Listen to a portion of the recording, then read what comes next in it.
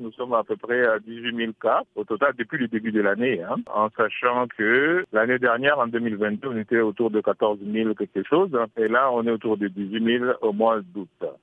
On a à peu près 600 décès au total. Les provinces les plus touchées, c'est toujours les grandes zones qu'on avait, la zone du nord, donc de la province de l'Équateur, et surtout maintenant la zone de l'Est où il y a beaucoup de déplacés de guerre qui malheureusement entrent dans des zones où la maladie pouvait évoluer avant sans nécessairement être en contact avec des personnes non immunisées. Et maintenant, avec les déplacés de guerre, les déplacés à cause de l'insécurité, on a plus de gens touchés à l'est du pays. On a toujours les 3 modes de circulation de virus. Le mode de contact avec les animaux, qui est de moins en moins important. Le mode de contact entre personnes, par contact physique. Et surtout, et c'est ce qui est beaucoup plus nouveau, c'est le mode de transmission sexuelle. Et donc, on voit plus toucher des personnes, donc des travailleurs du sexe, et des personnes qui sont effectivement à risque dans ces conditions-là. Quelle est la riposte que vous avez préparée?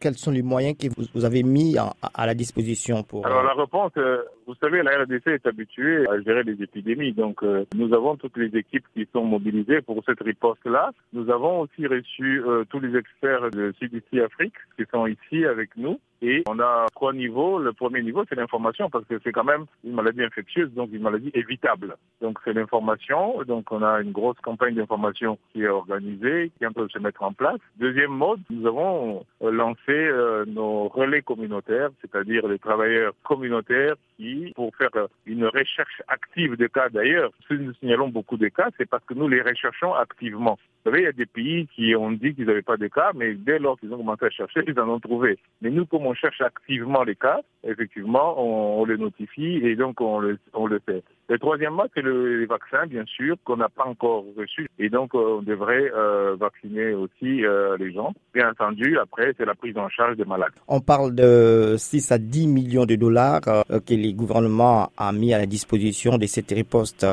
Quels sont les autres moyens? Est-ce que c'est suffisant? C'est pas suffisant, bien sûr. Vous imaginez bien que rien que les vaccins, nous, pour l'instant, on a fait un plan à peu près 3 500 000 doses de vaccins.